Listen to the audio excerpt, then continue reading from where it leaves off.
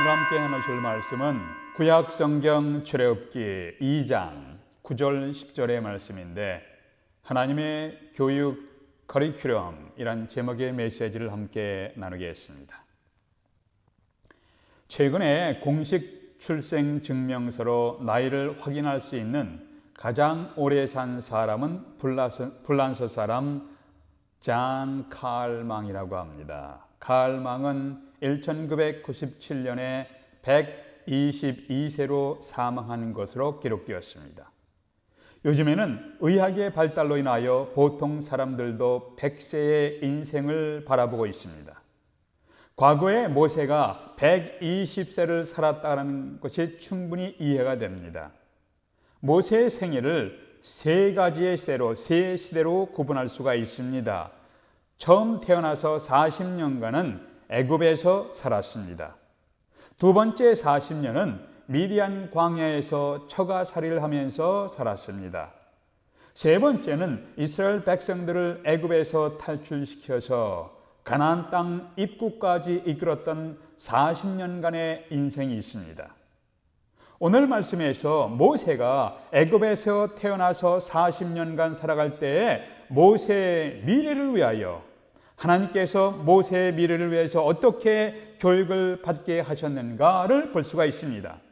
하나님은 우리의 삶을 위해 우리가 어떻게 태어나게 하시고 양육받게 하시며 이 땅에 우리의 생애가 끝날 때까지 어떻게 인도하시는지에 대해서 오늘 말씀을 통해서 배울 수가 있습니다.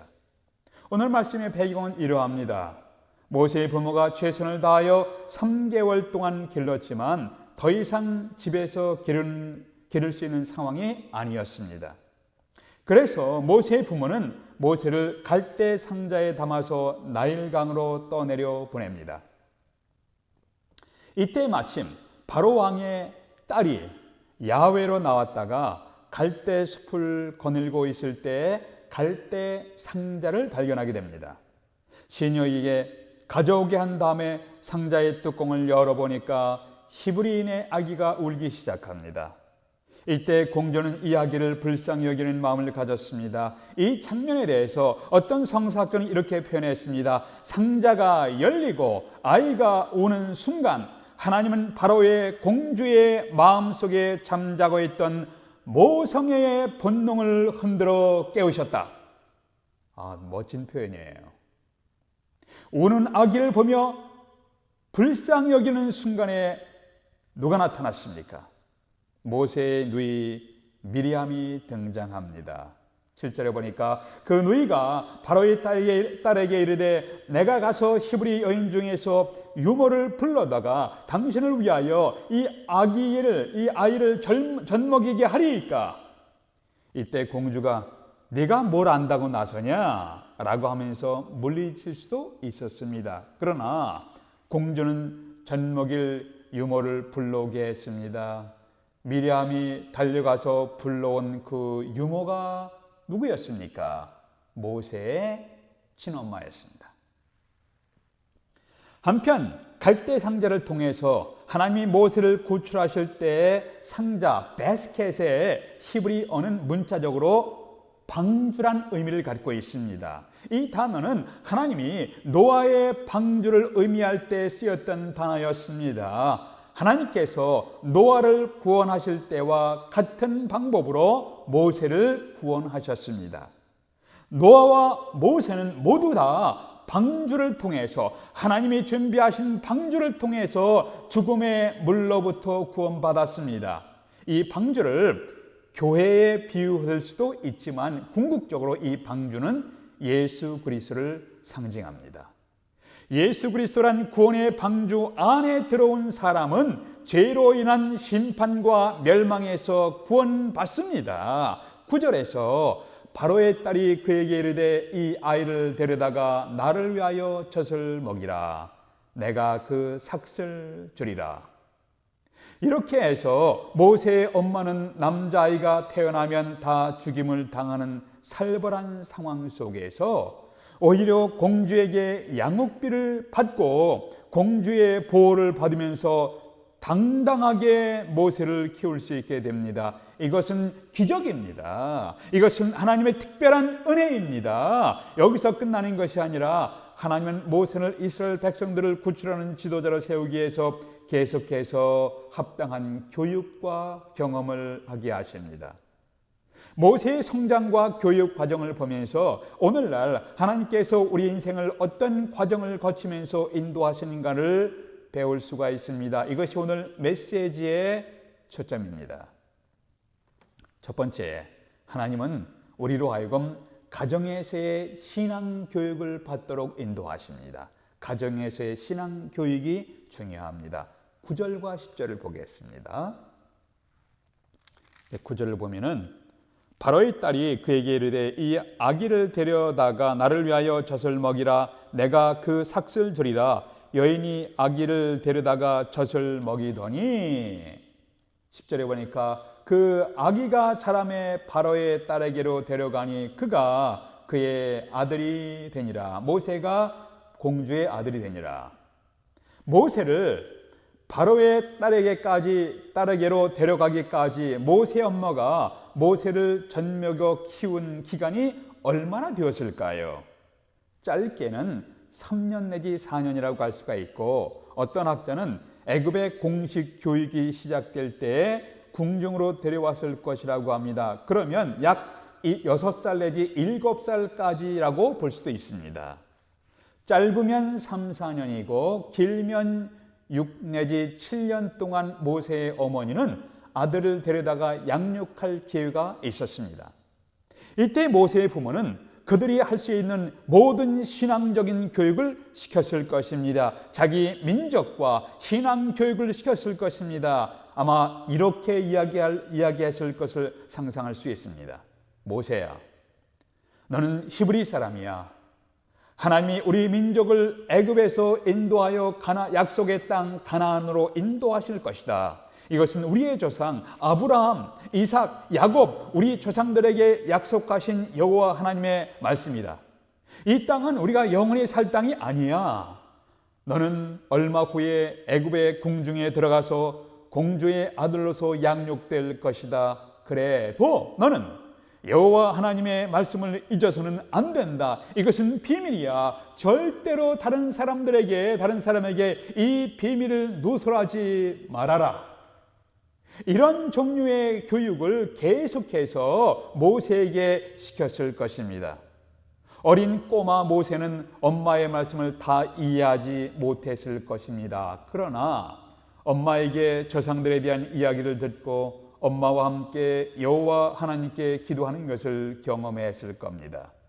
이것은 모세가 어렸을 때 받은 홈스쿨링입니다. 가정교육입니다. 우리의 자녀들이 사회로 나가기 전에 부모님과 함께 기도하고 부모님과 함께 예배 드리며 함께 찬양했던 신앙의 경험은 대단히 중요합니다. 때로는 부모의 품을 떠나간 자녀들이 부모가 기대했던 것처럼 살지 못하고 방황할 수도 있습니다. 그렇다고 너무 실망하지 마십시오. 우리가 계속해서 기도의 씨앗을 뿌리면 반드시 거둘 날이 있게 될 것입니다. 우리가 심은 것은 결코 헛되이 돌아오지 아니합니다. 하나님은 가정의 신앙 교육을 통해서 모세를 교육시켰듯이 가정을 통해서 우리를 준비시키시고 또한 우리의 자녀들의 미래를 준비시키십니다. 여러분과 제가 부모라면 우리가 어떻게 우리의 자녀들의 미래를 준비해야 할지 여기서 우리는 알 수가 있습니다. 두 번째, 하나님은 사회에서의 세상 교육도 허락하십니다. 사회에서의 세상 교육을 받도록 인도하십니다. 10절 보세요. 그 아기가 자라매 바로의 딸에게로 데려가니 그가 그의 아들이 되니라. 모세가 바로의 딸의 공주의 아들이 되었습니다. 모세는 엄마의 젖을 먹고 자란 후에 시간이 흘러서 궁중으로 들어갔습니다. 거기서 애굽의 최고의 교육을 받았습니다. 그 당시 애굽은 다신론이었습니다. 다신론의 교육을 받았을 것입니다. 지금으로 따지면은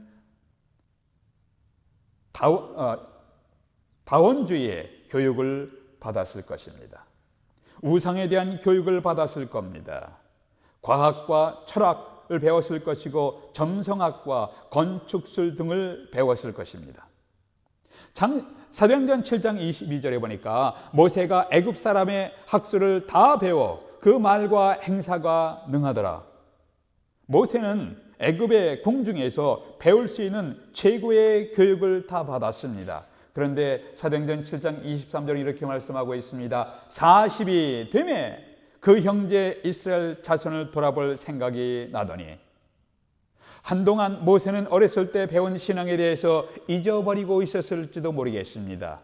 자기 민족과 여호와 하나님을 잊어버리고 있을 수도 있었습니다. 그러나 어느 날 갑자기 생각이 났습니다. 그렇지, 나는 히브리 백성이야. 나는 하나님의 백성이야. 나는 여호와 하나님의 백성이다. 어느 날 갑자기 불현듯 마음 가운데서 되살아나는 하나님에 대한 신앙을 경험했습니다. 자신의 인생을 향한 하나님의 뜻을 생각하는 믿음이 어디에서 나왔습니까? 꺼져가는 불꽃 가운데서 다시 믿음이, 다시 신앙이 살아날 수 있었던 원인은 어디에서부터 시작되었습니까? 그것은 모세가 어렸을 때 부모님으로부터 받은 신앙 교육의 영향입니다. 애굽의 궁중에서 하나님이 없는 교육을 40년간 받았지만 어렸을 때 수년간 엄마에게서 홈스쿨링 교육을 통해서 받은, 가정 교육을 통해서 받은 신앙의 뿌리가 싹이 나고 돋아나고 있었어요. 모세가 태어난 시대 못지않게 우리가 살고 있는 이 시대에도 우상 숭배의 영향, 그런 문화가 만연되고 있습니다. 하나님을 거부하는 무신론의 영향이 많습니다. 세속주의의 영향도 있고 할리우드를 중심으로 퍼져가는 쾌락주의의 영향으로 인해서 우리 자신과 우리 자녀들은 타락하고 죄악 속에 빠져들 위험과 유혹이 많은 시대에 살고 있습니다. 그러나 부모님과 함께 기도하고 부모님과 함께 예배 드렸던 경험, 부모님과 함께 찬송했던 경험이 그 사람의 일생에 결정적인 영향을 줄 것입니다. 부모님의 품을 떠나서 이미 장성한 자녀들을 위해서는 그들의 영혼을 가슴속에 품고 기도해야 합니다. 우리의 자녀들은 잠시 동안 방황할 수가 있으나 눈물로 기도하면 반드시 돌아오게 될 것입니다. 하나님의 섭리를 의지하면서 자녀들을 축복하며 기도하십시오. 그들이 이 악한 세대를 이기고 구조적으로 악한 세대 속에 살고 있는데 이 악한 세대를 이기고 유혹을 물리치며 승리하는 하나님의 사람이 되도록 축복하며 기도하십시오. 사탄은 이스라엘 백성들을 향한 하나님의 계획을 깨트리기 위해서, 왜곡시키기 위해서 그 나라의 통치자인 바로 왕을 통해서 모세를 죽이고자 시도했습니다. 그러나 하나님은 바로 왕의 딸인 공주를 사용하여 이 살벌한 상황에서도 모세를 보호하셨습니다. 갈대 상자에 담겨있는 아기 모세가 구출받아 노예 상태에 있던 이스라엘 백성들을 구출하는 이야기가 전체 성경의 스토리가 아닙니다. 애굽에서 구출받은 이스라엘 백성들은 자기들을 죄로 인한 심판과 멸망에서 구원해낼 영원한 구원자, 모세보다 더 위대한 메시아를 바라보았습니다. 로마 제국이 이스라엘을 통치할 때 베들레헴에서 어린아기가 탄생합니다. 로마 제국이 이스라엘을 통치할 때 베들레헴에서 탄생한 아기는 모세보다 훨씬 더 위대한 아기였습니다. 가이사 아구스토가 모든 사람은 세금을 내야 한다는 명령이 떨어진 때에 인류 역사에서 특별한 아기가 태어났습니다. 모세처럼 이 아기는 자신의 운명을 예시하는 이름을 갖게 됩니다. 모세란 문자적인 의미는 물에서 건져낸 이란 의미가 있습니다. 모세 자신이 물에서 건져내어진 것처럼 모세는 홍해에 빠져 죽게 된 이스라엘 백성들을 하나님의 도움으로 구출했습니다. 애굽의 공주는 흥미롭게도 모세의 운명을 암시하는 이름을 지어주었습니다. 모세. 세월이 한참 지난 후에 사람들은 베들레헴에서 태어난 아기를 예수라고 불렀습니다. 왜냐하면 이 아기가 그의 백성들을 그들의 죄에서 구원하실 것이기 때문이었습니다. 이 아기가 이 백성들을 죄로 인한 심판과 멸망에서 구원하실 아기입니다. 모세처럼 이 아기에게도 죽음의 명령이 내려졌습니다. 애굽의 바로처럼 악독한 왕이었던 헤롯은 새로 태어난 아기를 살해하도록 명령했습니다. 헤롯은 베들레헴 근교에서 태어난 어린 아기들을 모두 살해하도록 군사들에게 명령했습니다. 모세는 하나님의 특별한 은혜로 구출받았던 것처럼 아기 예수님도 하나님의 은혜로 구출받게 됩니다. 인류 역사의 페이지마다 우연히 일어난 사건이 아니라 섬세하신 하나님의 손길이 있습니다. 인류의 구원을 위한 시작도 하나님이 계획하셨습니다. 그리고 마무리도 하나님의 손에서 마무리될 것입니다. 애굽으로 피신하신 아기 예수님에 대해서 성경은 아기가 자라며 강화해지고 지혜가 충족하며 하나님의 은혜가 그 위에 있더라. 이 예수님은 죄 없이 순전한 삶을 사시다가 십자가에 달려 많은 사람의 죄를 대신해서 돌아가셨습니다. 예수 그리스도의 십자가 앞에 나오는 자는 죄로 인한 멸망과 심판에서 구원받습니다. 모세의 엄마가 어린 아기 모세를 갈대 상자에 넣고 온전히 하나님의 은혜에 의탁했던 것처럼 우리도 우리 자신을 하나님의 손길에 온전히 의탁하면 하나님은 우리를 구원하시고 우리에게 도움의 손길을 내어 미십니다. 멸망의 홍수 속에서 방주를 통해서 노아를 구원하신 하나님은 우리의 하나님이십니다. 죽음의 강물에서 상자란 방주를 통해서 모세를 구원하셨던 하나님은 우리의 하나님이십니다. 죄악으로 인한 멸망에 가는 이 세상에서 예수 그리스도를 믿고 그리스도 안에 들어온 자들을 구원하시는 하나님은 우리의 하나님이십니다.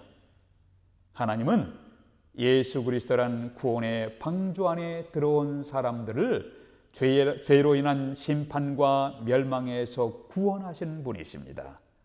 그리스도인들은 하나님께 감사하며 찬양할 이유가 있는 사람들이에요. 여러분과 우리 모두가 다 무너져가는 세상 속에서, 멸망해가는 세상 속에서 그리스도 안에서 그리스도 안이란 구원의 방주 안에 들어와 계시기를 주님의 이름으로 기원합니다. 기도하시겠습니다. 하나님 아버지, 무너져가는 세상 속에서 저희에게 구원의 방주 되신 예수 그리스도를 보내주시고 이 예수님이 우리의 구원자이며 메사야가 되어 주신 것을 감사합니다. 하나님의 구원하시는 복음의 메시지가 우리들의 가정에서, 우리들의 사회에서, 우리의 삶의 현장에서 전파되는데 저희들이 증인으로 쓰임받게 될 수 있도록 인도해 주시옵소서. 예수 그리스도 이름으로 기도하옵나이다.